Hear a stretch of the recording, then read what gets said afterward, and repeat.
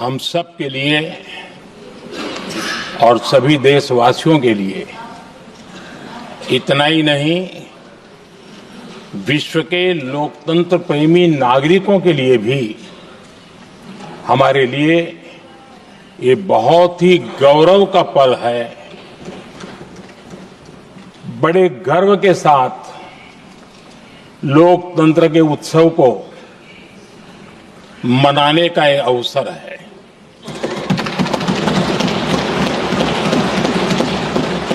संविधान के 75 वर्ष की यात्रा, यादगार यात्रा और विश्व के सबसे महान और विशाल लोकतंत्र की यात्रा, इसके मूल में हमारे संविधान निर्माताओं की दीर्घदृष्टि, हमारे संविधान निर्माताओं का योगदान और जिसको लेकर के आज हम आगे बढ़ रहे हैं, ये 75 वर्ष पूर्ण होने पर एक उत्सव मनाने का पल है। मेरे लिए खुशी की बात है कि संसद भी इस उत्सव में शामिल होकर के अपनी भावनाओं को प्रकट कर रही है। मैं सभी माननीय सांसदों का आभार व्यक्त करता हूं कि जिन्होंने इस उत्सव के अंदर हिस्सा लिया। मैं उन सबका अभिनंदन करता हूं। आदरणीय अध्यक्ष जी, 75 वर्ष की उपलब्धि साधारण नहीं है, असाधारण है। और जब देश आजाद हुआ और उस समय भारत के लिए जो जो संभावनाएं व्यक्त की गई थी, उन सभी संभावनाओं को निरस्त करते हुए, परास्त करते हुए भारत का संविधान हमें यहां तक ले आया है। और इसलिए इस महान उपलब्धि के लिए संविधान निर्माताओं के साथ साथ मैं देश के कोटि कोटि नागरिकों का आदरपूर्वक नमन करता हूं, जिन्होंने इस भावना को, इस नई व्यवस्था को जी करके दिखाया है। संविधान निर्माताओं की जो भावनाएं थी, उसको जीने में पिछले 75 साल भारत का नागरिक हर कसौटी पर खरा उतरा है। और इसलिए भारत का नागरिक सर्वाधिक अभिनंदन का अधिकारी है। आदरणीय सभापति जी, संविधान निर्माता इस बात में बहुत सजग थे। वो ये नहीं मानते थे कि भारत का जन्म 1947 में हुआ है। वो ये नहीं मानते थे कि भारत में लोकतंत्र 1950 से आ रहा है। वे मानते थे यहां की महान परंपरा को, महान संस्कृति को, महान विरासत को, हजारों साल की उस यात्रा को, उसके प्रति वो सजग थे। उनको इस बात का पूरा भान था। आदरणीय सभापति जी, भारत का लोकतंत्र, भारत का गणतांत्रिक अतीत बहुत ही समृद्ध रहा है, विश्व के लिए प्रेरक रहा है। और तभी तो भारत आज मदर ऑफ डेमोक्रेसी के रूप में जाना जाता है। हम सिर्फ विशाल लोकतंत्र है इतना नहीं, हम लोकतंत्र की जननी है। आदरणीय सभापति जी, मैं जब ये कह रहा हूं तो मैं 3 महापुरुषों के कोट इस सदन के सामने प्रस्तुत करना चाहता हूं। राजर्षि पुरुषोत्तम दास टंडन जी, मैं संविधान सभा के अंदर हुई चर्चा का उल्लेख कर रहा हूं। उन्होंने कहा था, सदियों के बाद हमारे देश में एक बार फिर ऐसी बैठक बुलाई गई है, यह हमारे मन में अपने गौरवशाली अतीत की याद दिलाती है, जब हम स्वतंत्र हुआ करते थे, जब सभाएं आयोजित की जाती थी जिसमें विद्वान लोग देश के महत्वपूर्ण मामलों पर चर्चा करने के लिए मिला करते थे। दूसरा कोट मैं पढ़ रहा हूं डॉक्टर राधाकृष्णन जी का। वे भी इस संविधान सभा के सदस्य थे। उन्होंने कहा था, इस महान राष्ट्र के लिए गणतांत्रिक व्यवस्था नई नहीं है। हमारे यहां ये इतिहास के शुरुआत से ही है। और तीसरा कोट मैं बाबा साहब आंबेडकर का कह रहा हूं। बाबा साहब आंबेडकर जी ने कहा था, ऐसा नहीं है कि भारत को पता नहीं था कि लोकतंत्र क्या होता है। एक समय था जब भारत में कई गणतंत्र हुआ करते थे। आदरणीय सभापति जी, हमारे संविधान के निर्माण की प्रक्रिया में हमारी देश की नारी शक्ति ने संविधान को सशक्त करने में बहुत बड़ी भूमिका निभाई थी। संविधान सभा में 15 माननीय महिला सदस्य थी और सक्रिय सदस्य थी। मौलिक चिंतन के आधार पर उन्होंने संविधान सभा की डिबेट को समृद्ध किया था। और वे सभी बहनें अलग अलग बैकग्राउंड थी, अलग अलग क्षेत्र की थी। और संविधान में उन्होंने जो जो सुझाव दिए, उन सुझावों का संविधान के निर्माण पर बहुत बड़ा प्रभाव रहा था। और हमारे लिए गर्व की बात है कि दुनिया के कई देश आजाद भी हुए, संविधान भी बने, लोकतंत्र भी चला, लेकिन महिलाओं को अधिकार देने में दशकों बीत गए थे। लेकिन हमारे यहां शुरुआत से ही महिलाओं को वोट का अधिकार संविधान में दिया गया।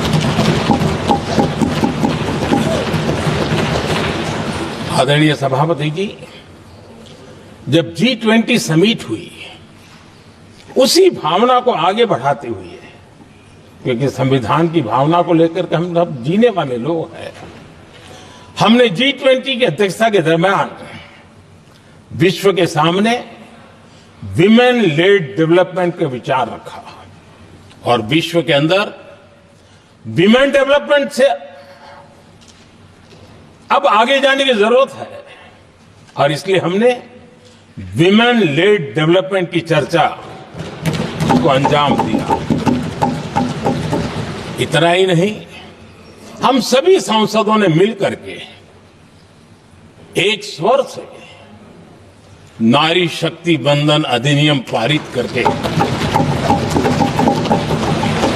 हमारी महिला शक्ति को भारतीय लोकतंत्र में उनकी भागीदारी सुनिश्चित करने के लिए हम लोगों ने कदम उठाए।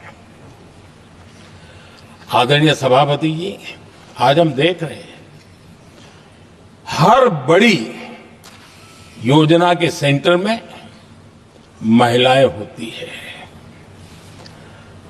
और ये जब संविधान के हम 75 वर्ष मना रहे हैं, ये संयोग है और अच्छा संयोग है कि भारत के राष्ट्रपति के पद पर एक आदिवासी महिला विराजमान। ये हमारे संविधान की भावना की एक अभिव्यक्ति भी है।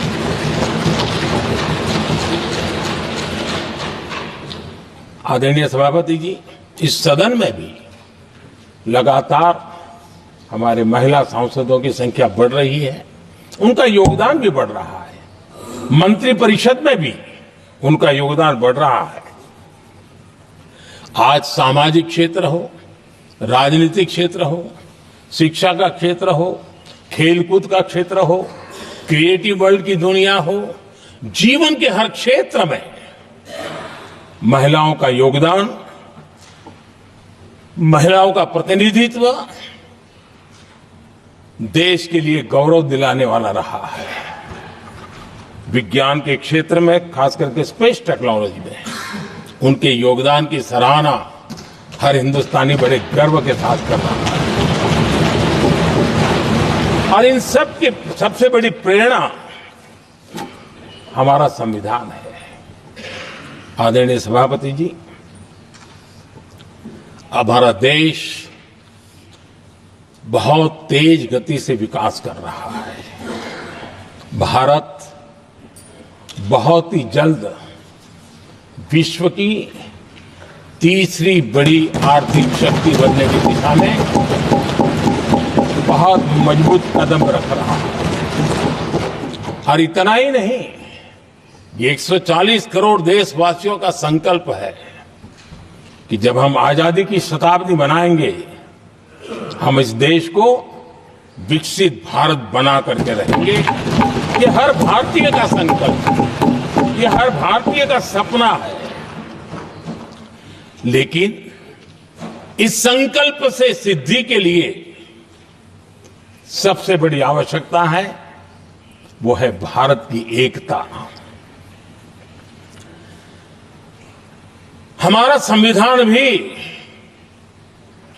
भारत की एकता का आधार है। हमारे संविधान के निर्माण काल में इस देश के बड़े बड़े दिग्गज थे, स्वतंत्रता सेनानी थे, साहित्यकार थे, विवेचक थे, सामाजिक कार्यकर्ता थे, शिक्षाविद थे, कई फील्ड के प्रोफेशनल्स थे, मजदूर नेता थे, किसान नेता थे, समाज के हर वर्ग का प्रतिनिधित्व था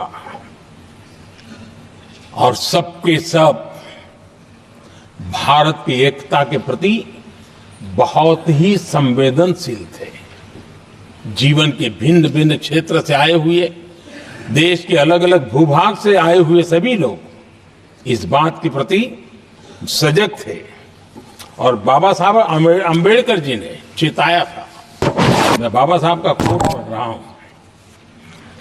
बाबा साहब अंबेडकर ने कहा था, समस्या ये है कि देश में जो विविधता से भरा जनमानस है, उसे किस तरह एक मत किया जाए, कैसे देश के लोगों को एक दूसरे के साथ होकर निर्णय लेने के लिए प्रेरित किया जाए, जिससे कि देश में एकता की भावना स्थापित हो। आदरणीय सभापति जी, मुझे बड़े दुख के साथ कहना है कि आजादी के बाद एक तरफ संविधान निर्माताओं के दिल दिमाग में एकता थी, लेकिन आजादी के बाद विकृत मानसिकता के कारण या स्वार्थवश अगर सबसे बड़ा प्रहार हुआ तो देश की एकता के मूल भाव पर प्रहार हुआ। विविधता में एकता, ये भारत की विशेषता रही है।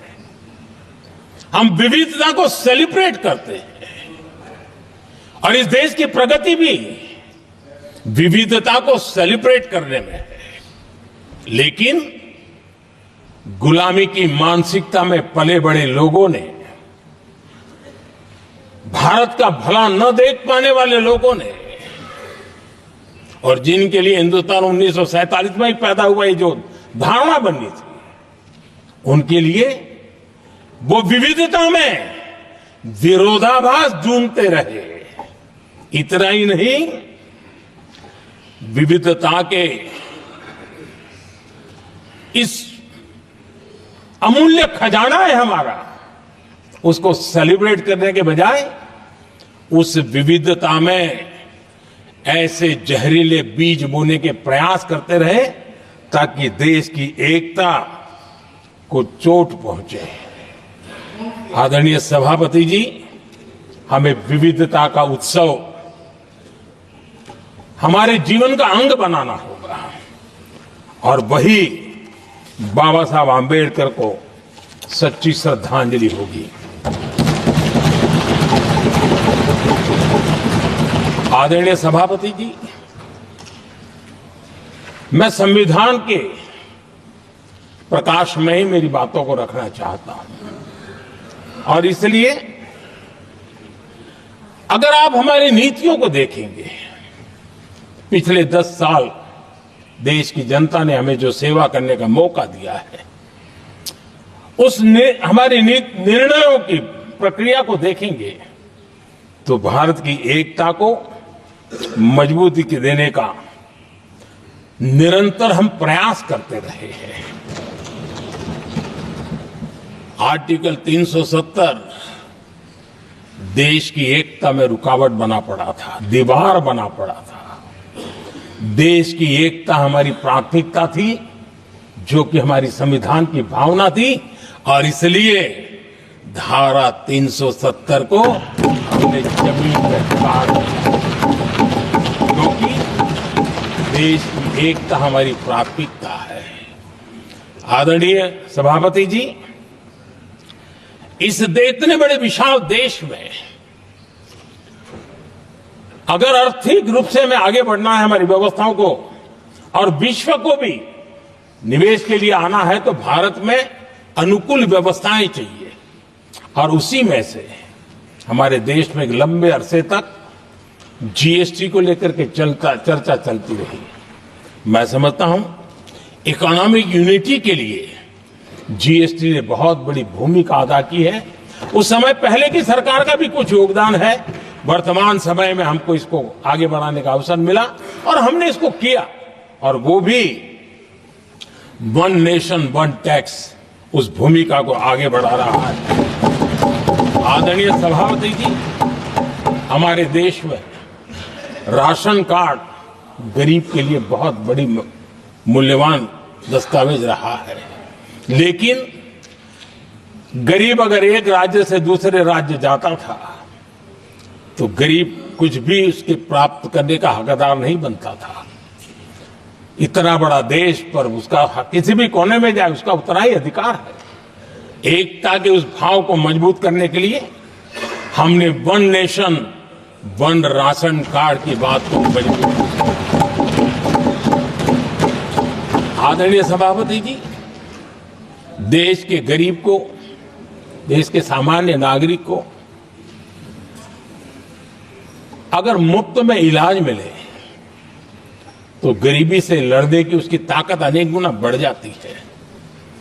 लेकिन उसके लिए जहां वो काम करता है वहां पर तो मिल जाए, लेकिन किसी काम बस वो बाहर गया है और वहां पर वो जीवन और मृत्यु की लड़ाई लड़ता हो, ऐसे समय अगर उसको सुविधा नहीं मिलेगी तो व्यवस्था किस काम की। और इसलिए देश की एकता के मंत्र को जीने वाले हम लोगों ने ये तय किया कि one nation one health card, और इसलिए हमने आयुष्मान भारत योजना बनाई।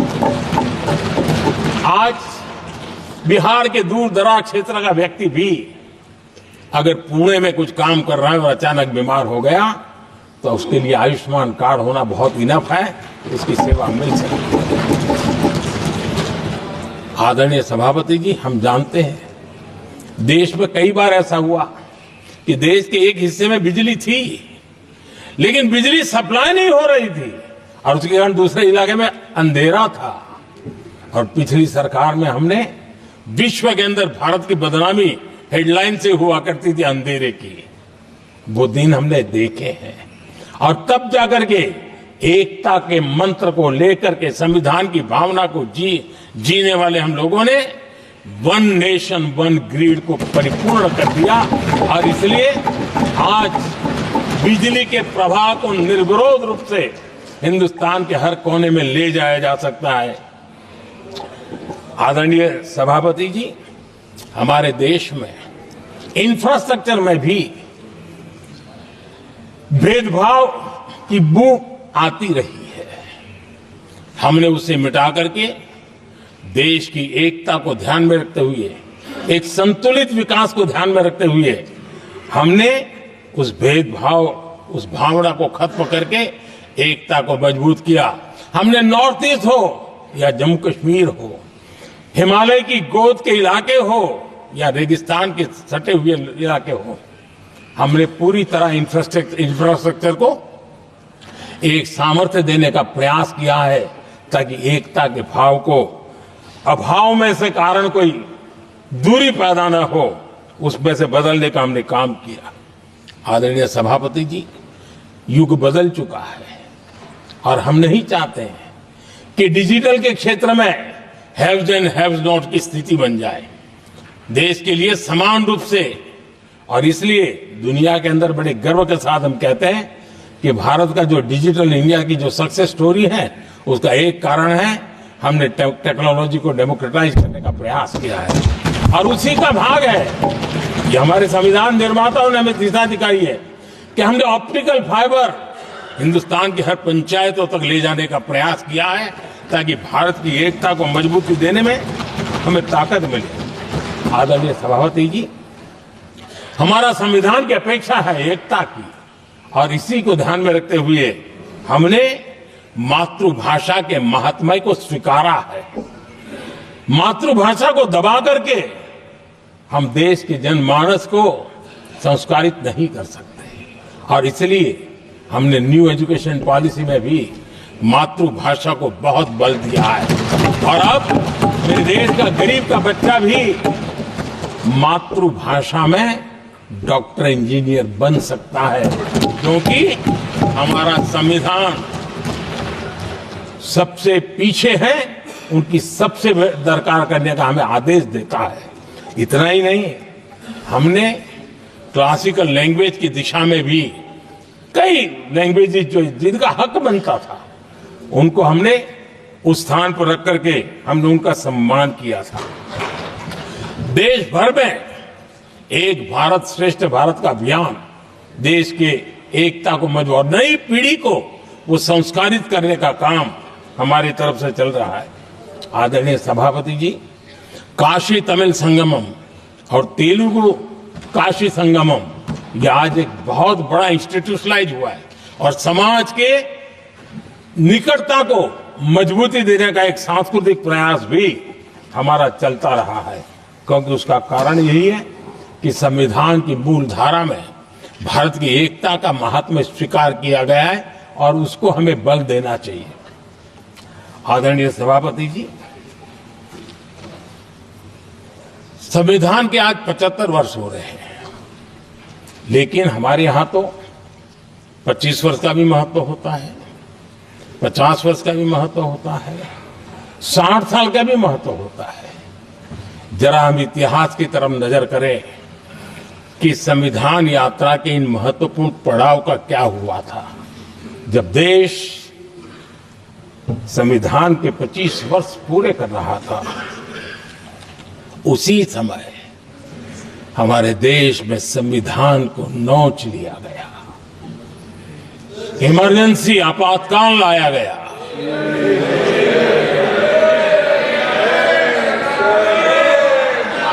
संवैधानिक व्यवस्थाओं को समाप्त कर दिया गया, देश को जेल खाना बना दिया गया, नागरिकों के अधिकारों को लूट लिया गया, प्रेस की स्वतंत्रता को ताले लगा दिए गए और कांग्रेस के माथे पर जो पाप है ना, वो कभी भी धुलने वाला नहीं है, कभी भी धुलने वाला। यह सिर्फ हिंदुस्तान, दुनिया में जब जब लोकतंत्र की चर्चा होगी, कांग्रेस के माथे का ये पाप कभी धुलने वाला नहीं है। क्योंकि लोकतंत्र का गला घोंट दिया गया था। भारत के संविधान निर्माताओं की तपस्या को मिट्टी में मिलाने की कोशिश की गई थी। आदरणीय सभापति जी, जब 50 साल हुए तब क्या भुला दिया गया था? जी नहीं।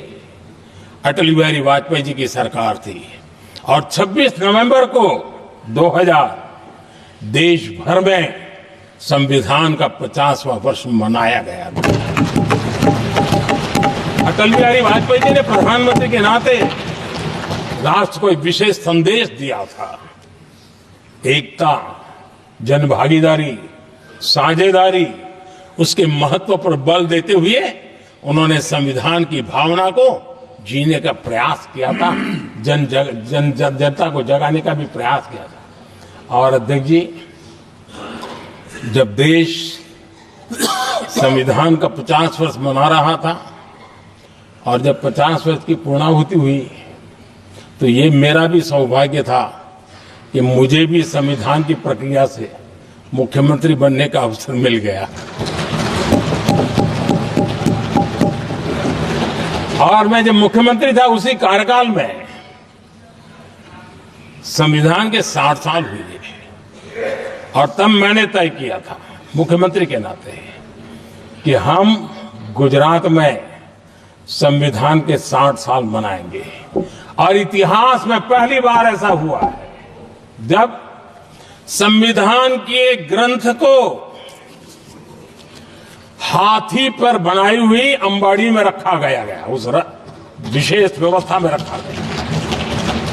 हाथी पर संविधान की यात्रा निकल, संविधान गौरव यात्रा निकाली गई और राज्य का मुख्यमंत्री उस संविधान के नीचे हाथी के बगल में पैदल चल रहा था और देश को संविधान का महत्व समझाने का सांकेतिक प्रयास कर रहा था। ये सौभाग्य भी मुझे प्राप्त हुआ था क्योंकि हमारे लिए संविधान का महत्व क्या है। और आज 75 साल हुए हमें अवसर मिला और मुझे याद है जब मैंने लोकसभा के पुराने सदन के अंदर जब 26 नवंबर को संविधान दिवस मनाने की बात कही थी तब एक वरिष्ठ नेता ने सामने से आवाज उठाई थी कि 26 जनवरी तो है, 26 नवंबर की क्या जरूरत है। क्या भावना घर कर गई थी। ये बहुत पुरानी बात नहीं है। इसी सदन में मेरे सामने हुआ था।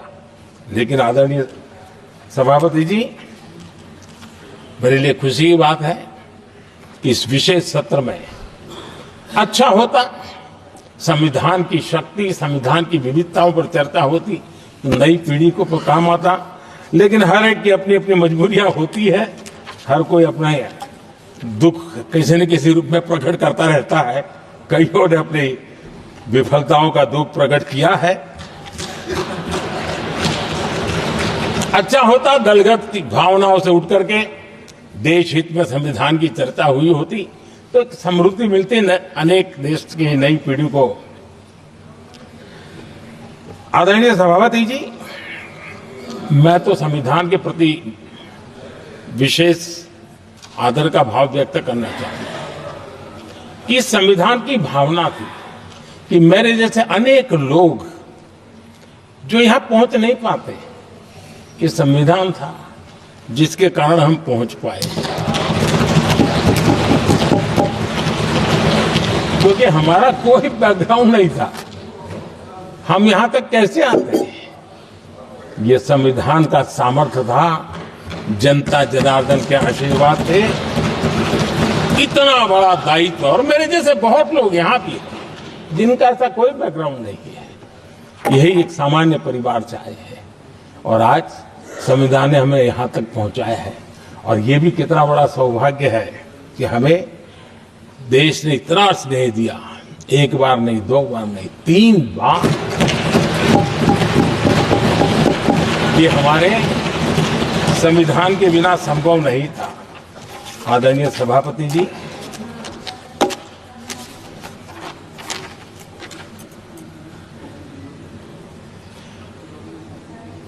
उतार चढ़ाव तो आए, कठिनाइयां भी आई, रुकावटें भी आई, लेकिन मैं फिर एक बार देश की जनता को नमन करता हूं कि देश की जनता पूरी ताकत के साथ संविधान के साथ खड़ी रही।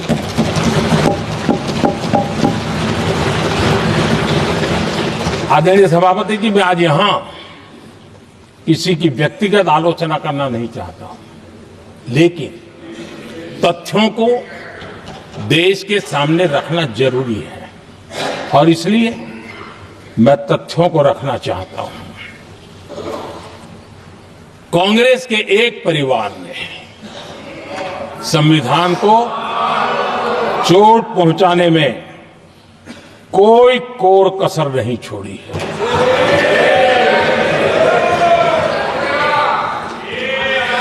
और मैं इसलिए एक परिवार का उल्लेख करता हूं कि 75 साल की हमारी यात्रा में 55 साल एक ही परिवार ने राज किया है।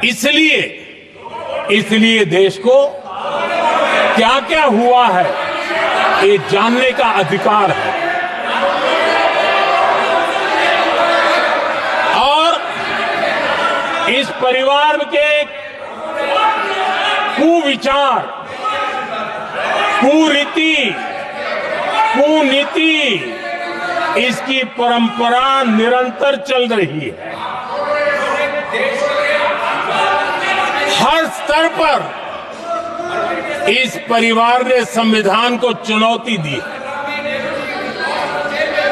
आदरणीय सभापति जी, 1947 टू 1952 इस देश में इलेक्टेड गवर्नमेंट नहीं थी। एक अस्थाई व्यवस्था थी, एक सिलेक्टेड सरकार थी और चुनाव नहीं हुए थे और जब तक चुनाव न हो तब तक एक इंटरिम व्यवस्था के रूप में कोई खाका खड़ा करना चाहिए, किया गया था। 1952 के पहले राज्यसभा का भी गठन नहीं हुआ था,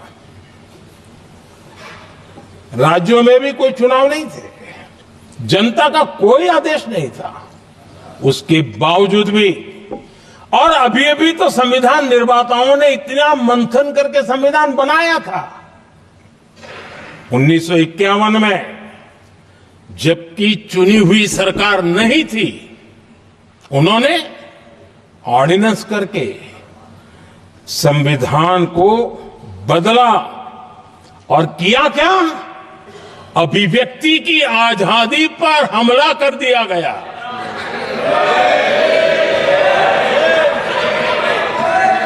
और ये संविधान निर्माताओं का भी अपमान था, क्योंकि ऐसी बातें कोई संविधान सभा में नहीं आई होगी, ऐसा नहीं है, लेकिन वहां उनकी चली नहीं। तो बाद में जैसे ही मौका मिला, उन्होंने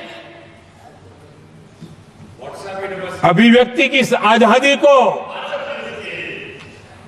उस पर उन्होंने हथौड़ा मार दिया और ये संविधान निर्माताओं का घोर अपमान है। अपने मन की चीजें जो संविधान सभा के अंदर नहीं करवा पाए, वो उन्होंने पिछले दरवाजे से किया और वो भी चुनी हुई सरकार के वो प्रधानमंत्री नहीं थे, उन्होंने पाप किया था। इतना ही नहीं, आदरणीय सभापति जी, उसी दौरान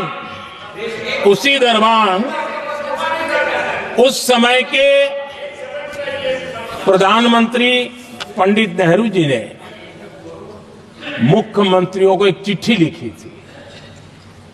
उस चिट्ठी में उन्होंने लिखा था, नेहरू जी लिखते हैं, अगर संविधान हमारे, आगे नेहरू जी लिखते हैं, अगर संविधान हमारे रास्ते के बीच में आ जाए, ये नेहरू जी लिख रहे हैं, अगर संविधान हमारे रास्ते के बीच में आ जाए, आगे नेहरू जी कह रहे हैं, तो हर हाल में संविधान में परिवर्तन करना चाहिए। ये नेहरू जी ने मुख्यमंत्रियों को चिट्ठी लिखी।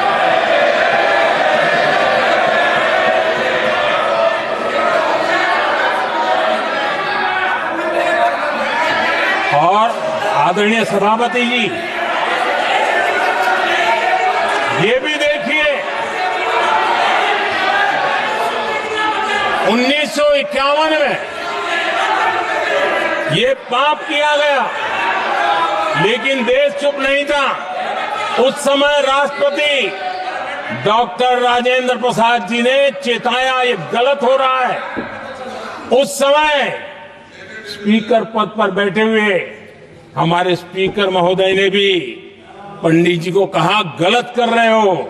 इतना ही नहीं, आचार्य कृपलानी जी, जयप्रकाश नारायण जैसे महान कांग्रेसी लोगों ने भी पंडित नेहरू ने कहा कि ये रोको, लेकिन पंडित जी का अपना संविधान चलता था और इसलिए उन्होंने इतने वरिष्ठ महानुभावों की सलाह मानी नहीं और उसे भी उन्होंने दरकिनार कर दिया। और आदरणीय सभापति जी, ये संविधान संशोधन करने का ऐसा खून कांग्रेस के मुंह लग गया कि समय समय पर वो संविधान का शिकार करती रही। ये खून मुंह पे लग गया। इतना ही नहीं, संविधान के स्पिरिट को लहू लहान करती रही। आदरणीय सभापति जी, करीब 6 दशक में 75 बार संविधान बदला गया। आदरणीय सभापति जी, जो बीज देश के पहले प्रधानमंत्री जी ने बोया था, उस बीज को खाद पानी देने का काम एक और प्रधानमंत्री ने किया। उनका नाम था श्रीमती इंदिरा गांधी।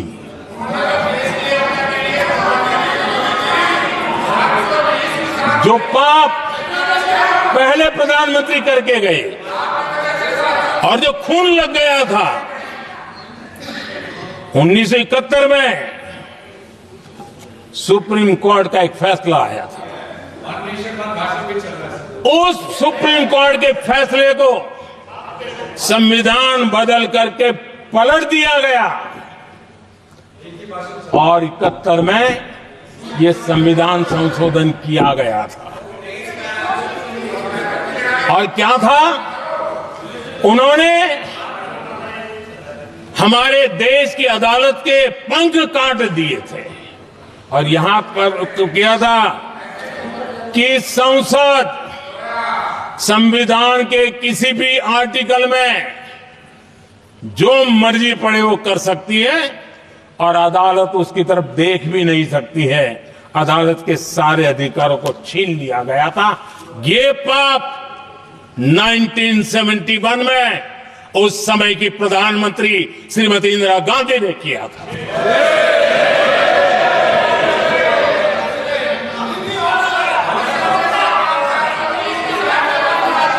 और इस परिवर्तन ने इंदिरा जी की सरकार को मौलिक अधिकारों को छीनने का और न्यायपालिका पर नियंत्रण करने का अधिकार दिया, सक्षम बना दिया था। आदरणीय सभापति जी, खून मुंह पे लग गया था, कोई रोकने वाला था नहीं। और इसलिए जब इंदिरा जी के चुनाव को गैर रीति के कारण, असंवैधानिक तरीके से चुनाव लड़ने के कारण अदालत ने उनके चुनाव को खारिज कर दिया और उनको एमपी पद छोड़ने की नौबत आई तो उन्होंने गुस्से में आकर के देश पर इमरजेंसी थोप दी, आपातकाल लगा दिया अपनी कुर्सी बचाने के लिए। और उसके बाद इतना ही नहीं, उन्होंने इमरजेंसी तो लगाई, संविधान का दुरुपयोग तो किया ही किया, भारत के लोकतंत्र का गला तो घोंट ही दिया। लेकिन 1975 में 39वां संशोधन किया और उसमें उन्होंने क्या किया, राष्ट्रपति, उपराष्ट्रपति, प्रधानमंत्री, अध्यक्ष, इनके चुनाव के खिलाफ कोई कोर्ट में जा ही नहीं सकता है, ऐसा उन्होंने, और वो भी रिट्रोस्पेक्टिव किया, आगे के लिए नहीं, पीछे का भी, अपने पापों का भी उन्होंने। और आदरणीय सभापति जी, मैं संविधान की बात कर रहा हूं, मैं संविधान के आगे पीछे कुछ नहीं बोल रहा हूं।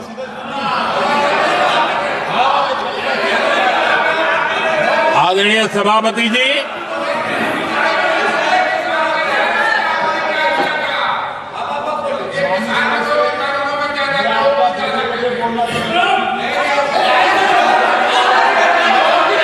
आदरणीय सभापति जी, इमरजेंसी में लोगों के अधिकार छीन लिए गए, देश के हजारों लोगों को जेलों में ठूंस दिया गया, न्यायपालिका का गला घोंट दिया गया, अखबारों की स्वतंत्रता पर ताले लगा दिए गए।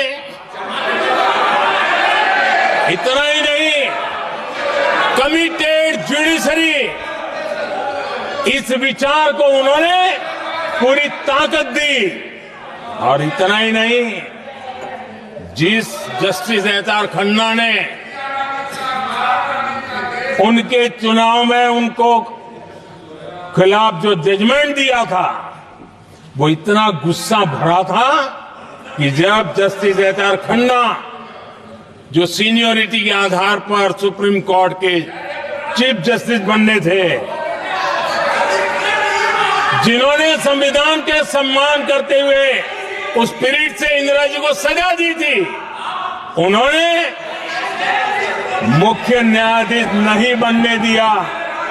ये संविधान और लोकतांत्रिक प्रक्रिया रही।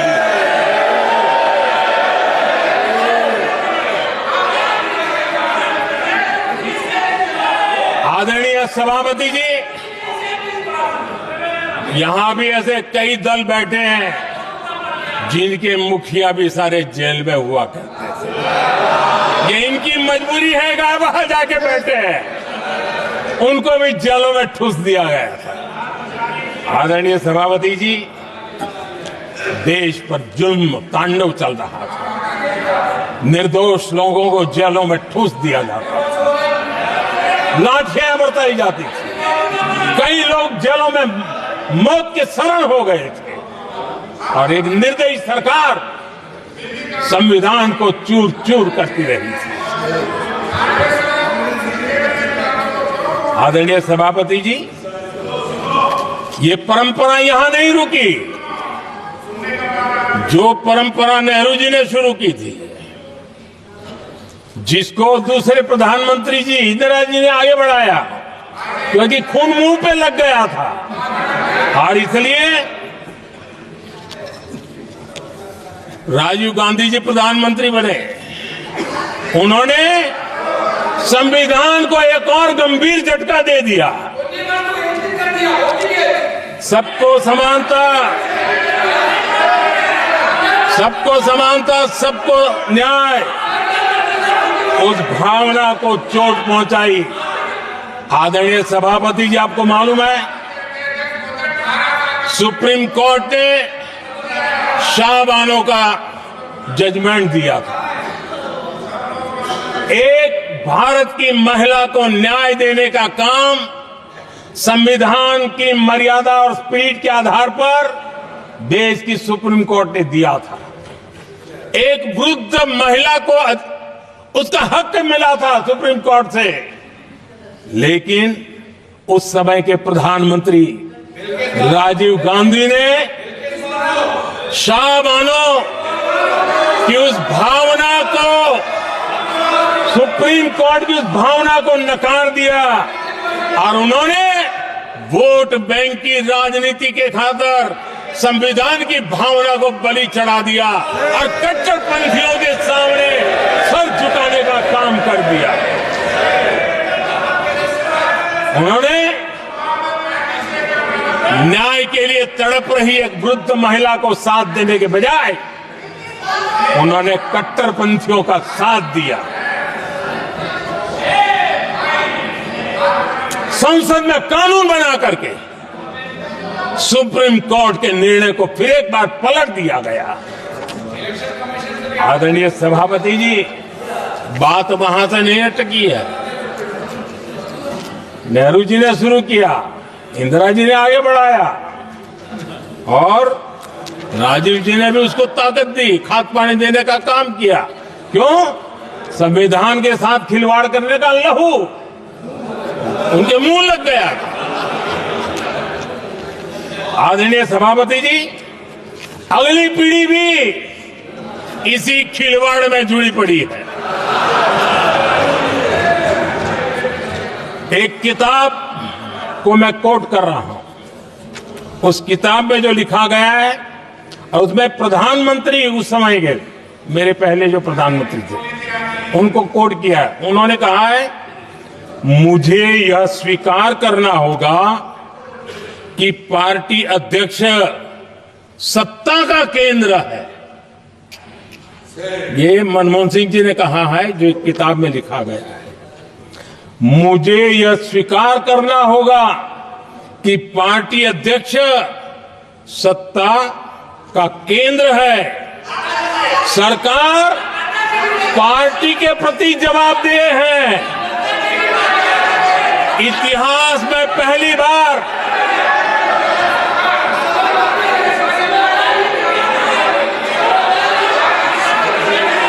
आदरणीय सभापति जी, नहीं, आप सदन इतिहास तरीके में पहली बार नो, ये तरीका बिल्कुल ठीक नहीं है।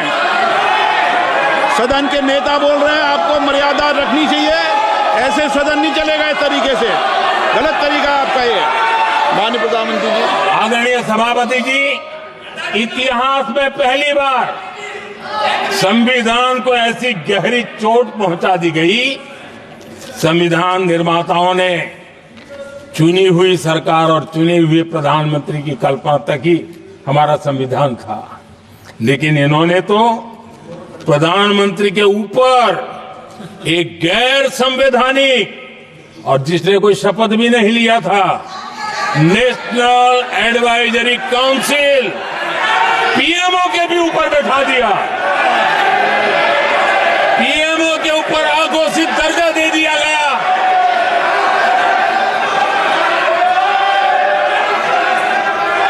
आदरणीय सभापति जी, इतना ही नहीं, और एक पीढ़ी आगे चले और उस पीढ़ी ने क्या किया? भारत के संविधान के तहत देश की जनता जनार्दन सरकार चुनती है और वो सरकार का मुखिया कैबिनेट बनाता है। ये संविधान के तहत है। इस कैबिनेट ने जो निर्णय किया, संविधान का अपमान करने वाले अहंकार से भरे लोगों ने पत्रकारों के सामने कैबिनेट के निर्णय को फाड़ दिया। संविधान को हर मौके पर संविधान के साथ खिलवाड़ करना, संविधान को न मानना, ये जिनकी आदत हो गई थी। और दुर्भाग्य देखिए, एक अहंकारी व्यक्ति कैबिनेट के निर्णय को फाड़ दे और कैबिनेट अपना फैसला बदल दे। ये कौन कौन सी व्यवस्था है? आदरणीय सभापति जी, मैं जो कुछ भी कह रहा हूं वो संविधान के साथ क्या हुआ उसी की बात कर रहा हूं। उस समय करने वाले पात्रों को लेकर किसी को परेशानी होती होगी, लेकिन बात संविधान की है। मेरे मन के और मेरे विचारों को मैं अभिव्यक्त नहीं कर रहा हूं।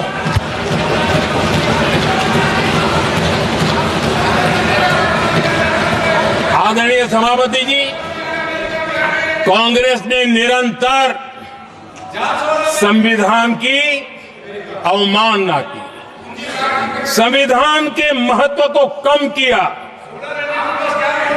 कांग्रेस इसके अनेक उदाहरणों से भरा पड़ा हुआ है। संविधान के साथ धोखेबाजी कैसे करते थे, संवैधानिक संस्थाओं को कैसे नहीं मानते थे, इस देश में बहुत कम लोगों को मालूम होगा। 370 की तो पता है सबको, 35A का पता बहुत कम है। संसद में आए बिना, जबकि संसद में आना पड़ता, संसद को ही अस्वीकार कर दिया गया। भारत के संविधान का अगर कोई पहला पुत्र है तो ये संसद है, उसको भी उन्होंने गला घोंटने का काम किया। 35A जो संसद में लाए बिना उन्होंने देश पर थोप दिया, और अगर 35A न होता तो जम्मू कश्मीर में जो हालत पैदा हुई वो हालत पैदा न हुई होती। राष्ट्रपति के आदेश पर यह काम किया गया और देश की संसद को अंधेरे में रखा गया। आदरणीय सभापति, ये संसद का अधिकार था, कोई अपनी मनमानी से नहीं कर सकता था, लेकिन और उनके पास बहुमत था, कर सकते थे, लेकिन वो नहीं किया क्योंकि पेट में पाप था, देश की जनता से छुपाना चाहते थे। आदरणीय सभापति जी, इतना ही नहीं, बाबा साहब आंबेडकर जिनके प्रति आज सम्मान का भाव सब कोई अनुभव कर रहा है, और हम लोगों के लिए तो बहुत विशेष है, क्योंकि हम लोगों के लिए तो जीवन में बहुत बड़ी जो कुछ भी रास्ते मिले ना वहीं से मिले हैं। आदरणीय सभापति जी, बाबा साहब आंबेडकर इनके प्रति भी इनके मन में कितनी कटुता भरी थी, कितना द्वेष भरा था, मैं आज उसके डिटेल में जाना नहीं चाहता हूं, लेकिन जब अटल जी की सरकार थी तब बाबा साहब आंबेडकर, उनका जो महापरिनिर्वाण भूमि है वहां पर अलीपुर रोड पर अटल जी की सरकार में बाबा साहब आंबेडकर जी के स्मृति में एक स्मारक बनाना तय हुआ। अटल जी के समय ये नहीं हुआ। दुर्भाग्य देखिए, 10 वर्ष यूपीए की सरकार रही, उसने इस काम को नहीं किया, न होने दिया।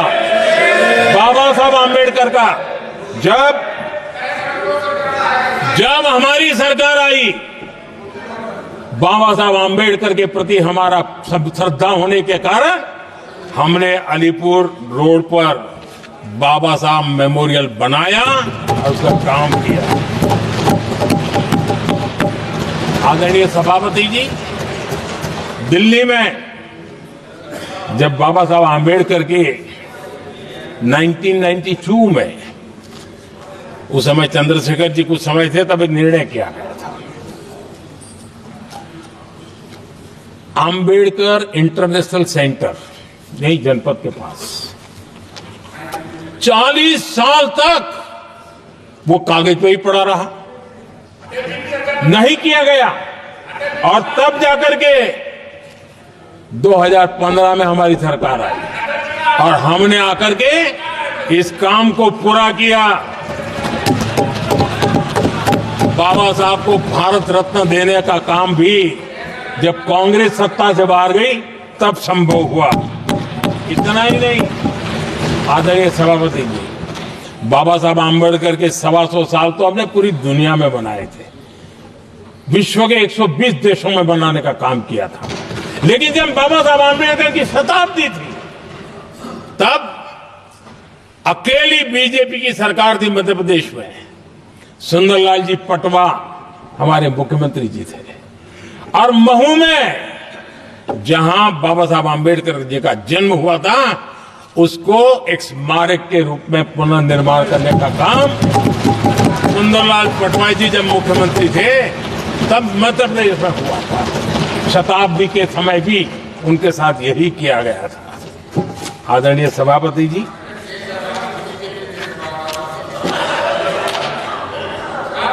हमारे देश में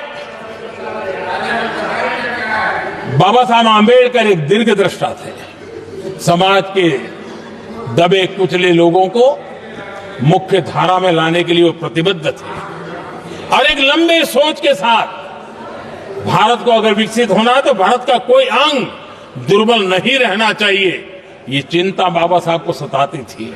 और तब जाकर के हमारे देश में आरक्षण की व्यवस्था बनी। लेकिन वोट बैंक की राजनीति में छुपे हुए लोगों ने, डूबे हुए लोगों ने धर्म के आधार पर, तुष्टीकरण के नाम पर आरक्षण के अंदर कुछ न कुछ नुक्सेदनी करने का प्रयास किया और इसका सबसे बड़ा नुकसान एससी, एसटी और ओबीसी समाज को हुआ है। आदरणीय सभापति जी, आरक्षण की कथा बहुत लंबी है। नेहरू जी से लेकर के राजीव गांधी तक कांग्रेस के प्रधानमंत्रियों ने आरक्षण का घोर विरोध किया है। हिस्ट्री कह रही है आरक्षण के विरोध में लंबी लंबी चिट्ठियां स्वयं नेहरू जी ने लिखी है, मुख्यमंत्रियों को लिखी है। इतना ही नहीं, सदन में आरक्षण के खिलाफ लंबे लंबे भाषण इन लोगों ने किए हैं। बाबा साहब आम्बेडकर समता के लिए और भारत में संतुलित विकास के लिए आरक्षण के लेकर के आए, उन्होंने उसके खिलाफ भी झंडा ऊंचा किया हुआ था। दशकों तक मंडल कमीशन के रिपोर्ट को डिब्बे में डाल दिया था।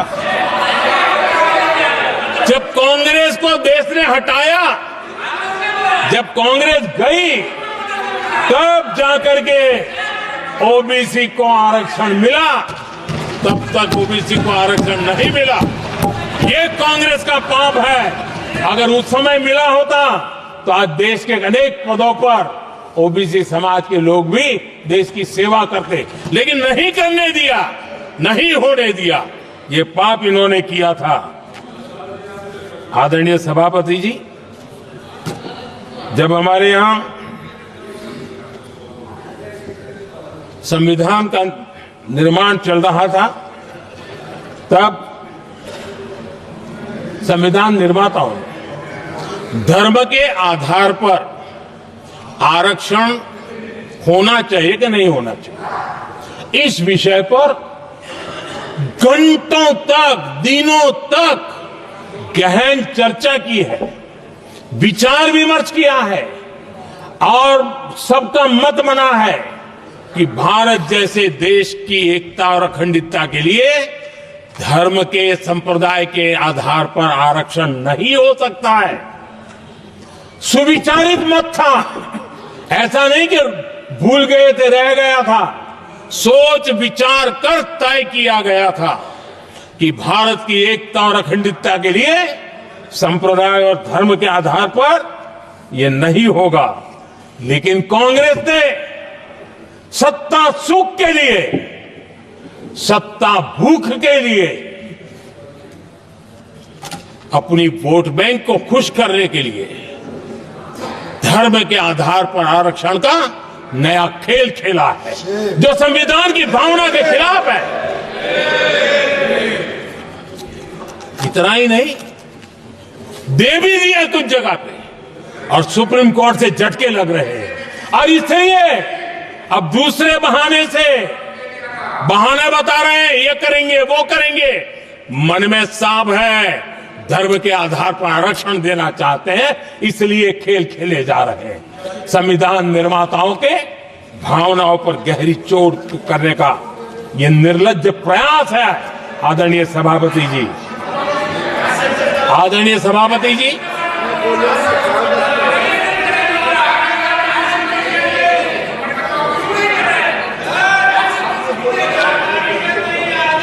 आदरणीय सभापति जी, एक गलत और विषय, ये तरीका ठीक नहीं। आपके नेता ने बोला, आपने बोला दोबारा बात मत करो। जिसकी भी मैं चर्चा करना चाहता हूं,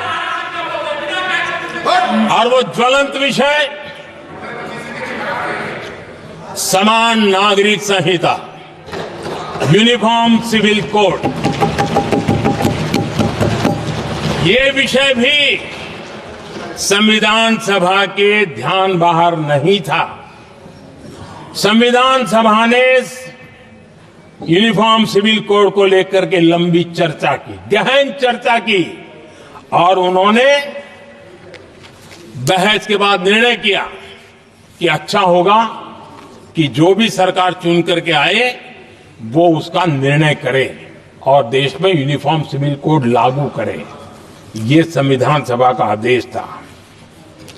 और बाबा साहब आंबेडकर ने कहा था, जो लोग संविधान को समझते नहीं है, देश को समझते नहीं है, सत्ता भूख सेवा कुछ पढ़ा नहीं है, उनको पता नहीं है बाबा साहब ने क्या कहा था।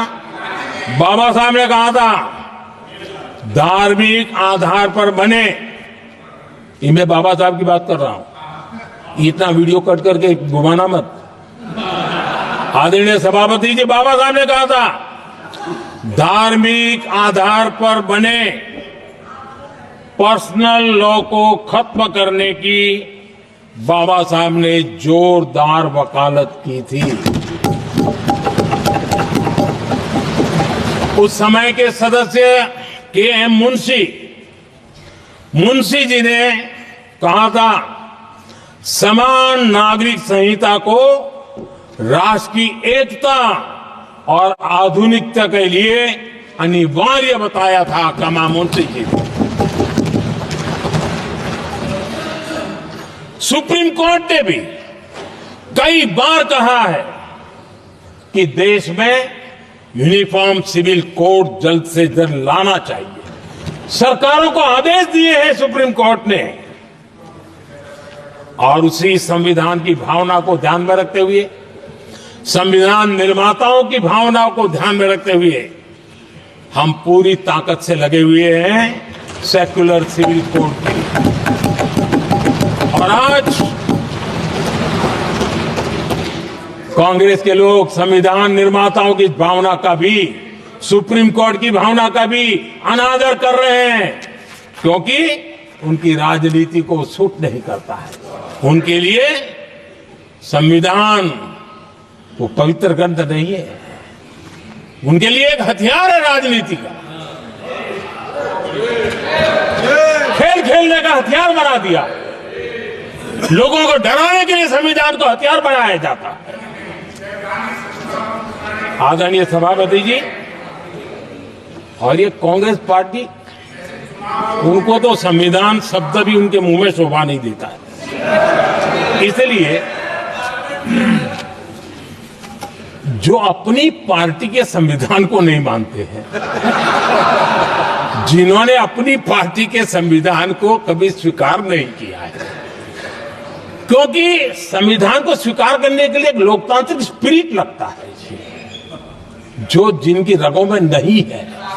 सत्तावाद और परिवारवाद भरा पड़ा है। अब आप देखिए जो कैसी शुरुआती कितनी गड़बड़ हुई है। मैं कांग्रेस की बात कर रहा हूं। 12 कांग्रेस की प्रदेश की कमेटियों ने, 12 प्रदेश कमेटियों ने सरदार पटेल के नाम पर सहमति दी थी। नेहरू जी के साथ एक भी कमेटी नहीं थी, नॉट अ सिंगल। संविधान के तहत सरदार साहब ही देश के प्रधानमंत्री बनते हैं, लेकिन लोकतंत्र में श्रद्धा नहीं, खुद के संविधान पर विश्वास नहीं, खुद के ही संविधान को स्वीकारना नहीं, और सरदार साहब देश के प्रधानमंत्री नहीं बन सके और ये बैठ गए। जो लोग अपनी पार्टी के संविधान को, जो लोग अपनी पार्टी के संविधान को नहीं मानते, वो कैसे देश के संविधान को स्वीकार कर सकते हैं?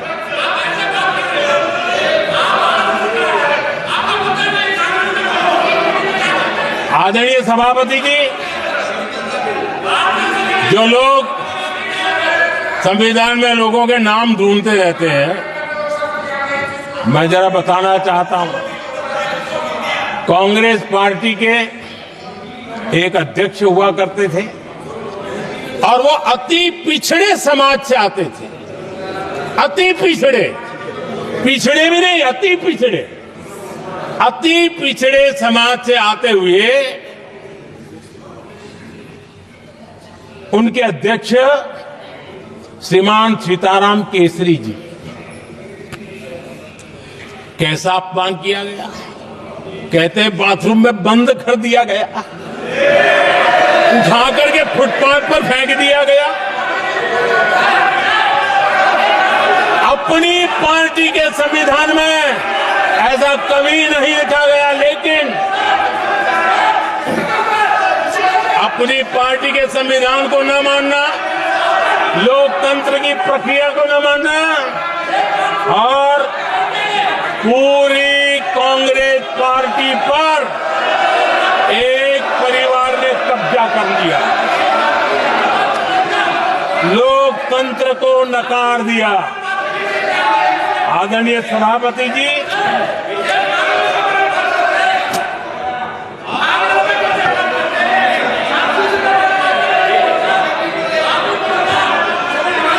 तो आपके सदस्यों ने क्या क्या बोला था, ठीक नहीं है।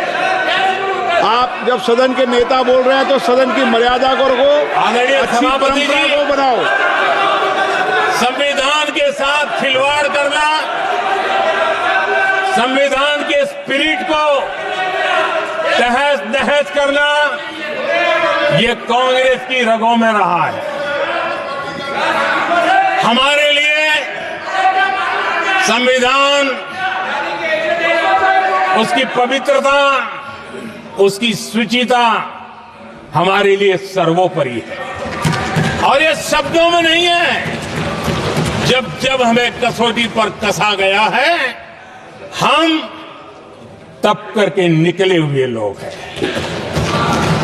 मैं उदाहरण देना चाहता हूं, 1996 में सबसे बड़े दल के रूप में भारतीय जनता पार्टी जीत करके आई, सबसे बड़ा दल था, और राष्ट्रपति जी ने संविधान की भावना तहत सबसे बड़े दल को प्रधानमंत्री के शपथ के लिए बुलाया, और 13 दिन सरकार चली। अगर हमें संविधान के स्पिरिट के प्रति हमारा भावना न होती, तो हम भी ये बांटो, वो बांटो, ये दे दो, वो दे दो, इसको डेप्यूटी पीएम बना दो, इसको ढिकना बना दो, हम भी सत्ता सुख भोग सकते थे। लेकिन अटल जी ने सौदेबाजी का रास्ता नहीं चुना, संविधान के सम्मान का रास्ता चुना, और 13 दिन के बाद इस्तीफा देना स्वीकार कर दिया। ये ऊंचाई है हमारी लोकतंत्र के। इतना ही नहीं, 1998 में एनडीए की सरकार थी, सरकार चल रही थी, लेकिन कुछ लोगों को हम नहीं तो कोई नहीं, ये जो एक परिवार का खेल चला है, अटल जी की सरकार को अस्थिर करने के लिए खेल चले गए। वोट हुआ,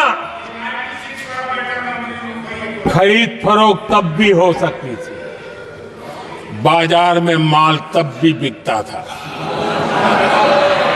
लेकिन संविधान की भावना के प्रति समर्पित अटल बिहारी वाजपेयी जी की सरकार ने एक वोट से हारना पसंद किया, इस्तीफा दिया, लेकिन असंवैधानिक कोई कृत्य नहीं किया। ये हमारा इतिहास है, ये हमारे संस्कार है, ये हमारी परंपरा है।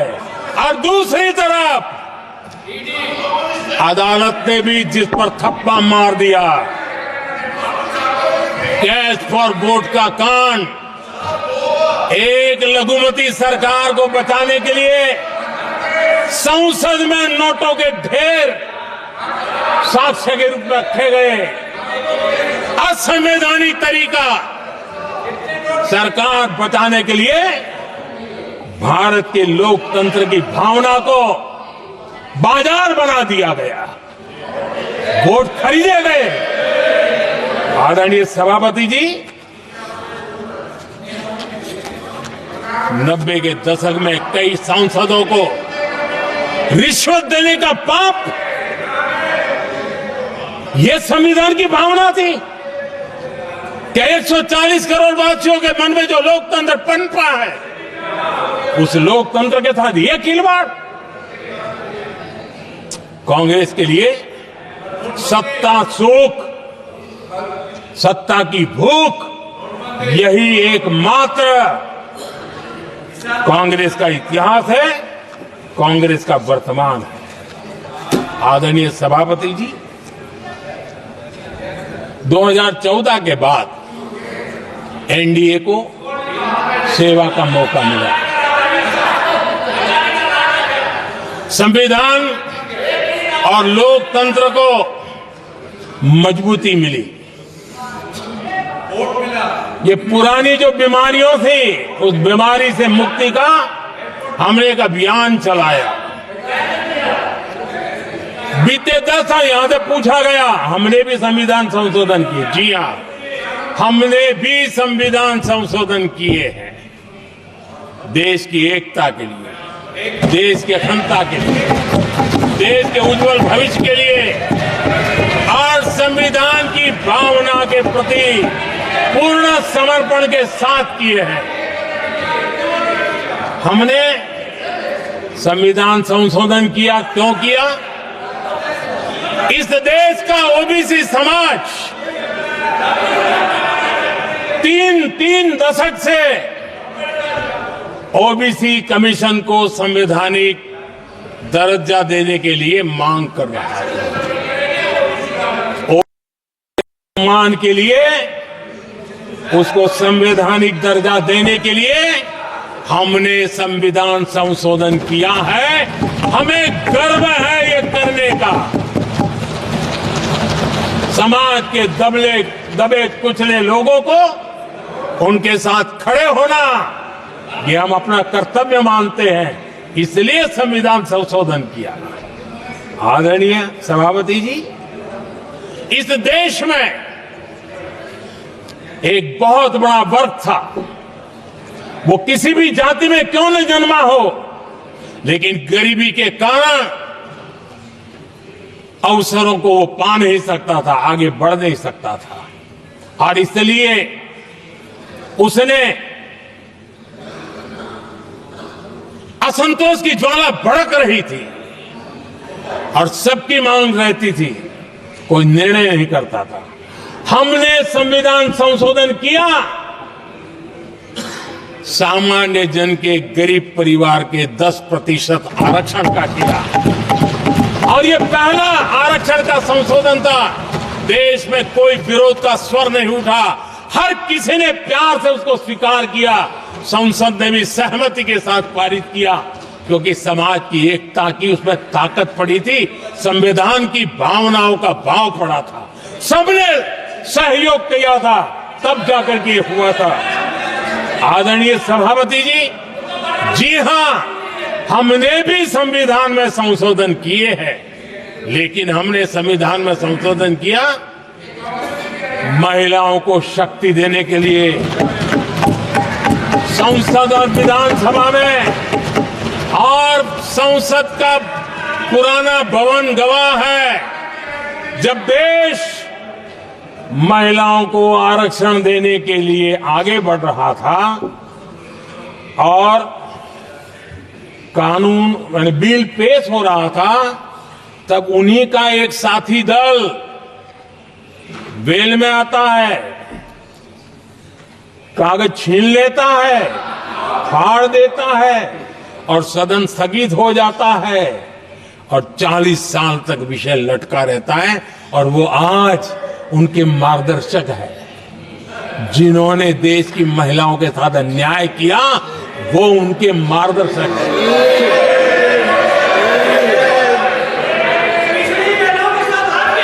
आदरणीय सभापति जी,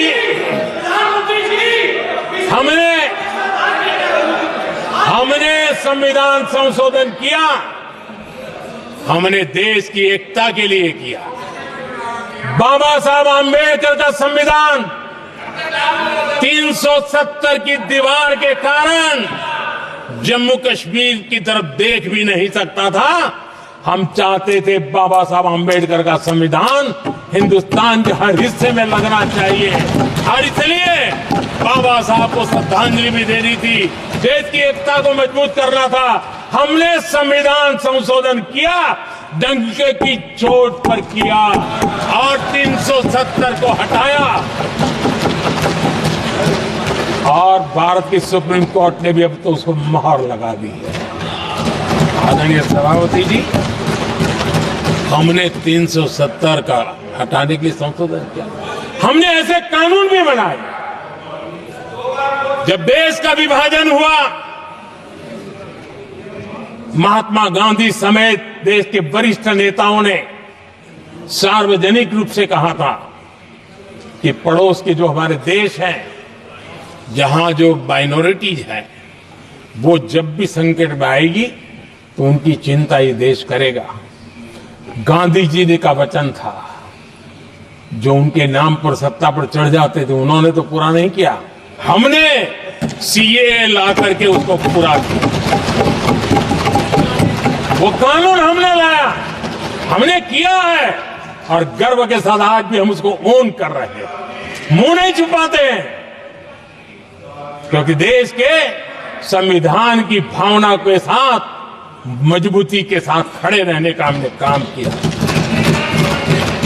आदरणीय सभापति जी, हमने जो संविधान संशोधन किए हैं वो पुरानी गलतियों को ठीक करने के लिए किए और हमने एक उज्जवल भविष्य का रास्ता मजबूत करने के लिए किए हैं और समय बताएगा, समय की कसौटी पर हम खरे उतरेंगे, क्योंकि वो सत्ता स्वार्थ के लिए किया गया पाप नहीं है, हमने देश हित में किया हुआ पुण्य है।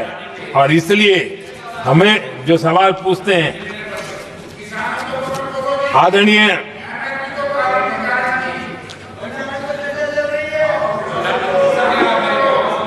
आदरणीय सभापति जी, यहां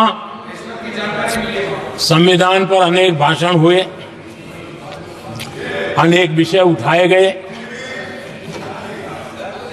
हर एक की अपनी मजबूरियां होगी, राजनीति कुछ न कुछ करने के लिए कुछ करते होंगे, लेकिन आदरणीय सभापति जी, हमारा संविधान सबसे ज्यादा जिस बात को लेकर के संवेदनशील रहा है वो है भारत के लोग, वी द पीपल, भारत के नागरिक।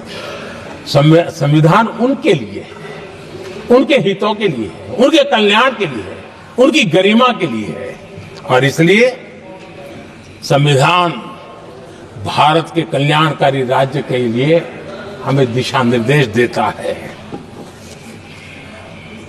और कल्याणकारी राज्य का मतलब है जहां नागरिकों को भी गरिमा प्राप्त हो, उनको गरिमामय जीवन की गारंटी मिलनी चाहिए। हमारे कांग्रेस के साथियों को एक शब्द बहुत प्रिय है, मैं आज उस शब्द का उपयोग करना चाहता हूं और उनका सबसे प्रिय शब्द जिसके बिना वो जी नहीं सकते वो शब्द है जुमला। कांग्रेस के हमारे साथी उनको दिन रात जुमला, लेकिन इस देश को पता है हिंदुस्तान में अगर सबसे बड़ा जुमला कोई था और वो 4 पीढ़ी ने चलाया, वो जुमला था गरीबी हटाओ। ये ऐसा जुमला था, ये गरीबी हटाओ ऐसा जुमला था। उनकी राजनीति की रोटी तो सिकती थी, लेकिन गरीब का हाल ठीक नहीं होता था। आदरणीय सभापति जी, जरा कोई मुझे कहे आजादी के इतने सालों के बाद क्या एक डिग्निटी के साथ जीने वाले परिवार को क्या उसे टॉयलेट भी उपलब्ध नहीं होना चाहिए? क्या आपको ये काम करने की फुर्सत नहीं मिली? आज देश में टॉयलेट बनाने के अभियान को, जो गरीबों के लिए एक सपना था, उसकी डिग्निटी के लिए हमने इस काम को हाथ में लिया और हमने जी जान से उससे जुटे रहे। उसका मजाक उड़ाया गया, मुझे मालूम है, लेकिन उसके बाद भी सामान्य नागरिक के जीवन का गरिमा, ये हमारे दिल और दिमाग में होने के कारण हम डिगे नहीं, हम अड़े रहे, हम आगे बढ़ते चले गए और तब जाकर के ये सपना साकार हुआ। माताएं बहनें खुले में सोच जा रही थी, या तो सूर्योदय के पहले या सूर्योदय के बाद, और आपको कभी पीड़ा नहीं हुई।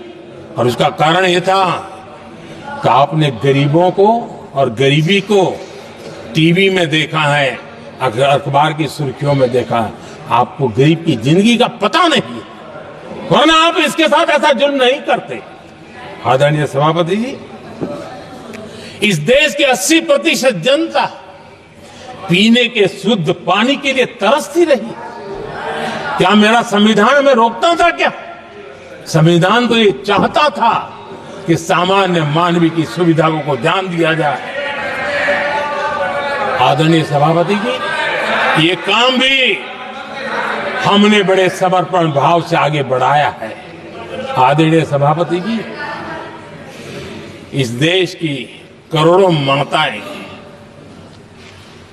चूल्हे में खाना पकाना और धुएं से आंखें लाल, कहते हैं कि सैकड़ों सिगरेट का धुआं खाना पकाते हैं तब धुआं शरीर में जाता है। उन माताओं बहनों की आंखें लाल होती थी, इतना नहीं, उनका शरीर स्वास्थ्य खत्म हो जाता था। उनको धुएं से मुक्ति का काम, और 2013 तक क्या चर्चा चलती थी, 9 सिलेंडर देंगे कि 6 सिलेंडर देंगे।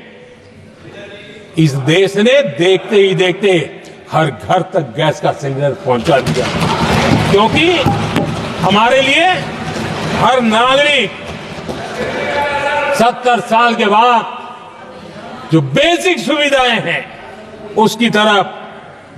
आदरणीय सभापति जी, अगर हमारा गरीब परिवार दिन रात मेहनत करके गरीबी से बाहर निकलने के लिए कोशिश करता है, बच्चों को पढ़ाना चाहता है, लेकिन घर में एक बीमारी आ जाए तो उसका सारा प्लान बेकार हो जाता है, पूरा परिवार की सारी मेहनत पानी में चली जाती है।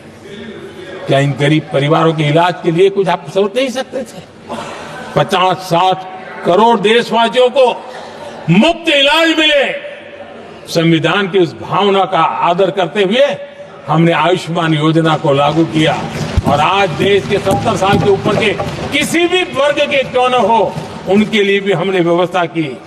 आदरणीय सभापति जी, जरूरतमंदों को राशन देने की बात, और उसका भी मजाक उड़ाया जा रहा है। जब हम कहते हैं कि 25 करोड़ लोग गरीबी को परास्त करने में सफल हुए, तो फिर हमें सवाल पूछा जाता है कि आप गरीब को राशन फिर क्यों देते हो? आदरणीय सभापति जी, जो गरीबी से निकल के आया है, उसे पता होता है कि अस्पताल में भी एक पेशेंट स्वस्थ होने के बाद जब छुट्टी देते हैं ना, तो डॉक्टर भी कहता है कि आप घर जाइए, तबीयत ठीक है, ऑपरेशन अच्छा हुआ है, लेकिन महीने पर ये जरा संभालना, ये मत करना, क्योंकि पेशेंट दोबारा तकलीफ में ना आए, गरीब दोबारा गरीब न बने, इसलिए उसका हैंड होल्डिंग जरूरी है।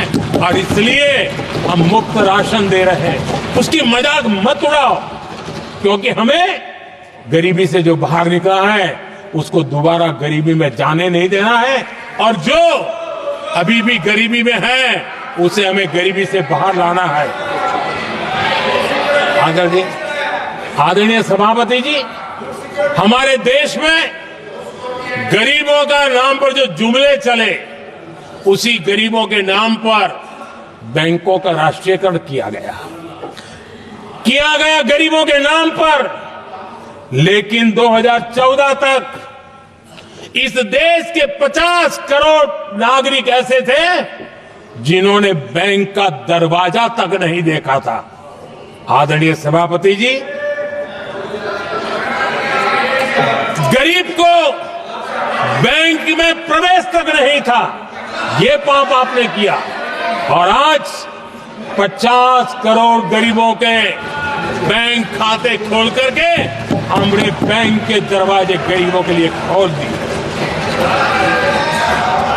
इतना ही नहीं, ये एक प्रधानमंत्री कहते थे कि दिल्ली से 1 रुपया निकलता है तो 15 पैसा पहुंचता है, लेकिन उपाय उनको आता नहीं था। उपाय हमने दिखाया। आज दिल्ली से 1 रुपया निकलता है, 100 के 100 पैसे गरीब के खाते में जमा होते हैं। क्यों?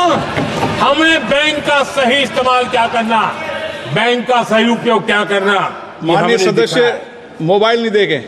आदरणीय सभापति जी, बिना गारंटी के ऋण देश के अंदर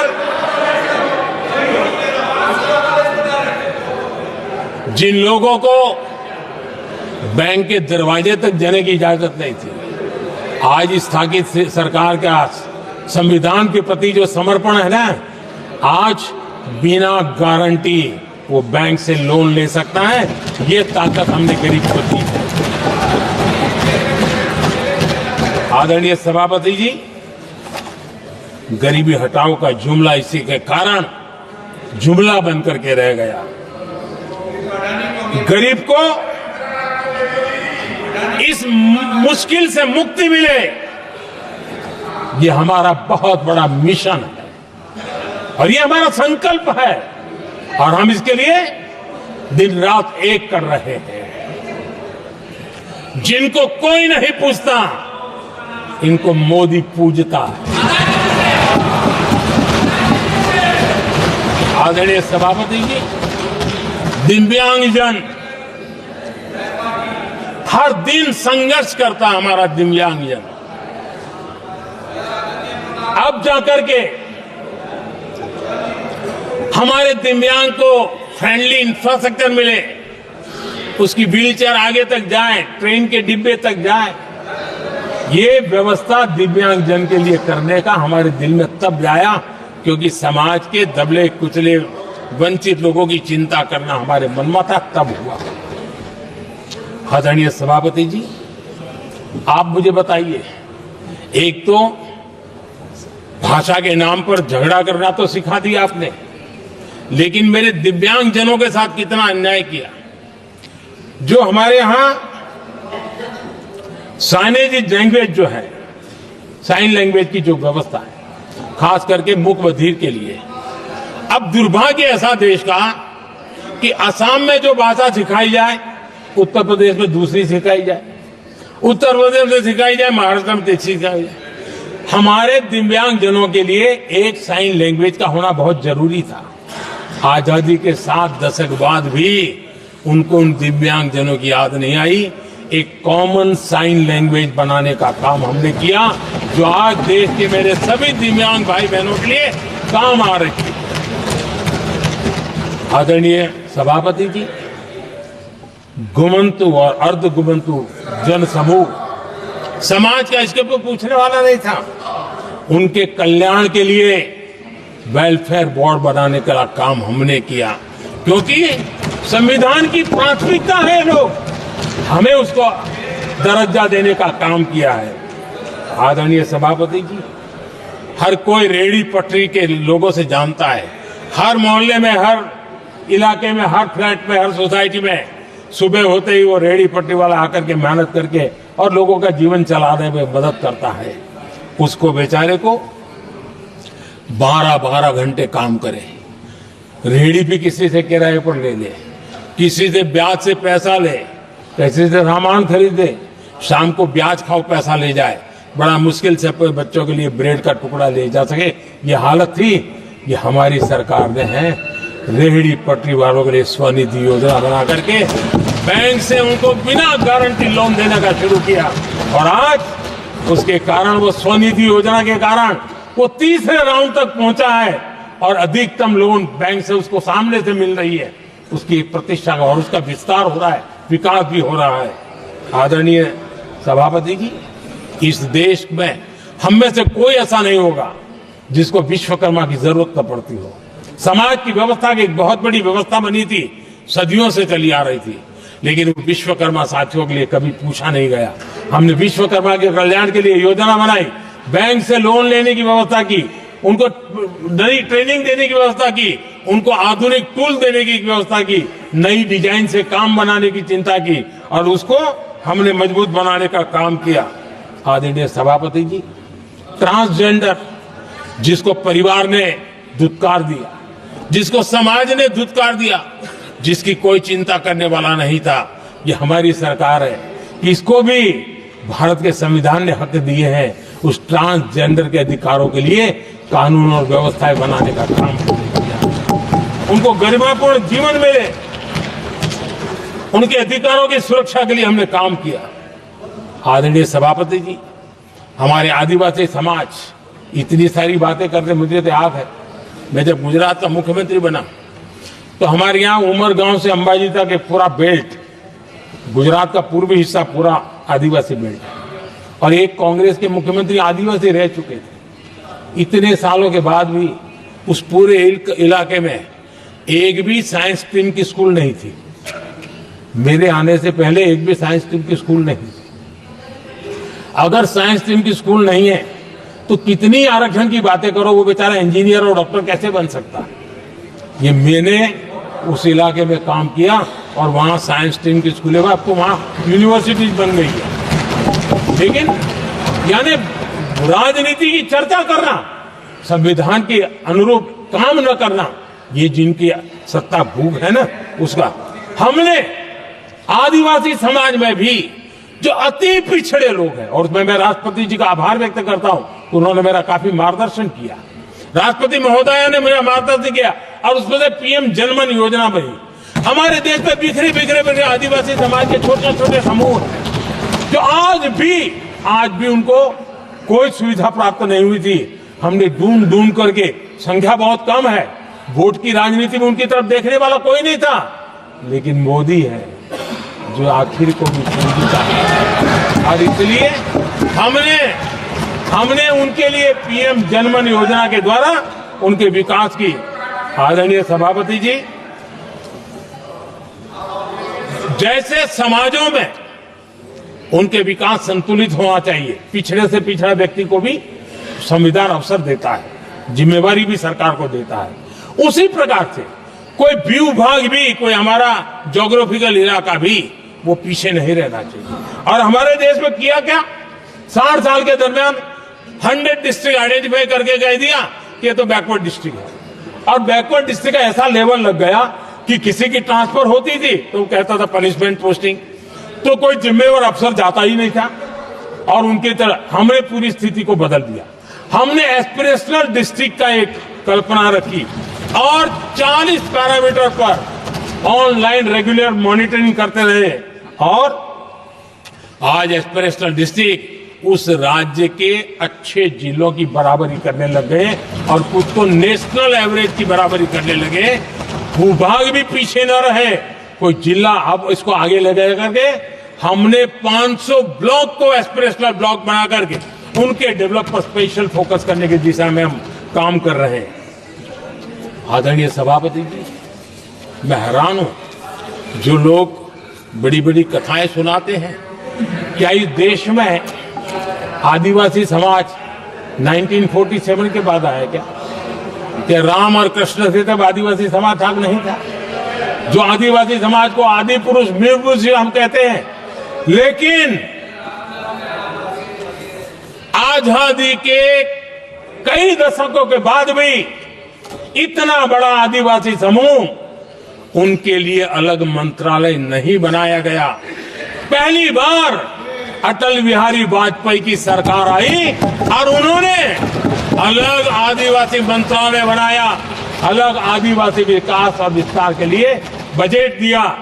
आदरणीय सभापति जी, हमारे माछीमार समाज, मछुआरा समाज क्या अभी अभी आया है क्या उनकी नजर नहीं की आपकी? इन मछुआरा समाज के कल्याण के लिए पहली बार हमारी सरकार ने आकर के अलग मंत्रालय बनाया फिशरीज का।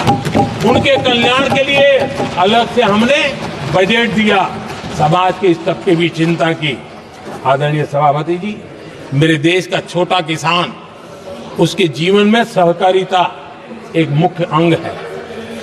छोटे किसान की जिंदगी को सामर्थ्य देने के लिए सहकारी क्षेत्र को जिम्मेवार बनाना, सहकारी क्षेत्र को सामर्थ्यवान बनाना, सहकारी क्षेत्र को बल देना, इसकी महात्मा हम समझते हैं, क्योंकि छोटा किसान, उसकी चिंता हमारे दिल में थी और इसलिए हमने अलग सहकारिता मंत्रालय बनाया। हमारी सोचने का तरीका क्या है? हमारे देश में नौजवान है, पूरा विश्व आज वर्कफोर्स के लिए तरस रहा है।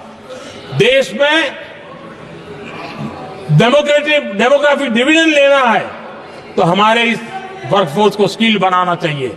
हमने अलग स्किल मंत्रालय बनाया ताकि दुनिया की आवश्यकता के अनुसार मेरा देश का नौजवान तैयार हो और विश्व के साथ वो अपने आगे बढ़े। आदरणीय सभापति जी, हमारा नॉर्थ ईस्ट इसलिए कि वहां वोट कम है, सीटें कम है, इसकी कोई परवाह नहीं है। यह अटल जी की सरकार थी जिसने पहली बार नॉर्थ ईस्ट के कल्याण के लिए डोनियर मंत्रालय की व्यवस्था की और आज उसका परिणाम है कि नॉर्थ ईस्ट के विकास की नई चीजों को हम प्राप्त कर पाए। इसी के कारण रेल, रोड, पोर्ट, एयरपोर्ट ये बनने की दिशा में आगे बढ़ रहे हैं।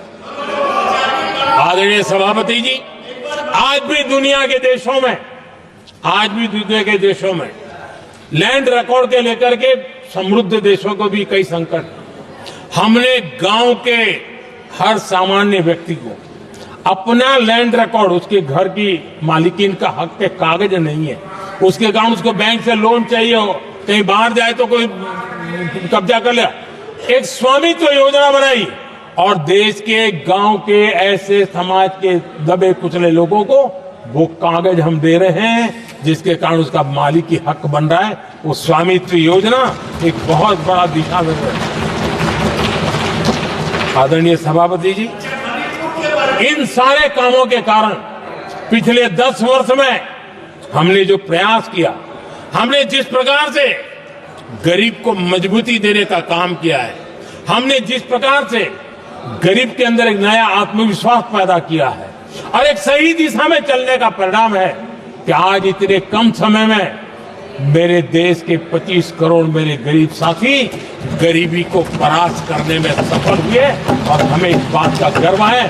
और मैं संविधान निर्माताओं के सामने सर झुका करके कहता हूं, जो संविधान हमें दिशा दे रहा है उसके तहत मैं ये काम कर रहा हूं। और मैंने, आदरणीय सभापति जी, जब हम सबका साथ सबका विकास की बात करते हैं, वो नारा नहीं है, वो हमारे आर्टिकल ऑफ फेथ है। और इसलिए हमने सरकार की योजनाएं भी बिना भेदभाव को चलाने की दिशा में काम किया है और संविधान हमें भेदभाव की अनुमति नहीं देता है। और इसलिए हमने आगे चल करके कहा है सैचुरेशन, जिसके लिए जो योजना बनी है उसका लाभ उन लाभार्थी को 100% लाभार्थी को मिलना चाहिए। ये सैचुरेशन अगर सच्चा सेकुलरिज्म को है ना, तो ये सैचुरेशन में है। सच्चा सामाजिक न्याय अगर किसी में है तो ये सैचुरेशन 100% 100% उसको बेनिफिट जिसका हक है मिलना चाहिए, बिना भेदभाव के लिए मिलना चाहिए। तो ये भाव लेकर के हम सच्चे सेक्युलरिज्म को और सच्चे सामाजिक न्याय को लेकर के जी रहे हैं। आदरणीय सभापति जी, समाधान के हमारे एक और स्पिरिट भी है और हमारे देश को दिशा देने का माध्यम, देश को का चालक बल के रूप में राजनीति केंद्र में रहती है। आने वाले दशकों में आपके सामने उसी बात को रखना चाहूंगा। हम रामराज की बात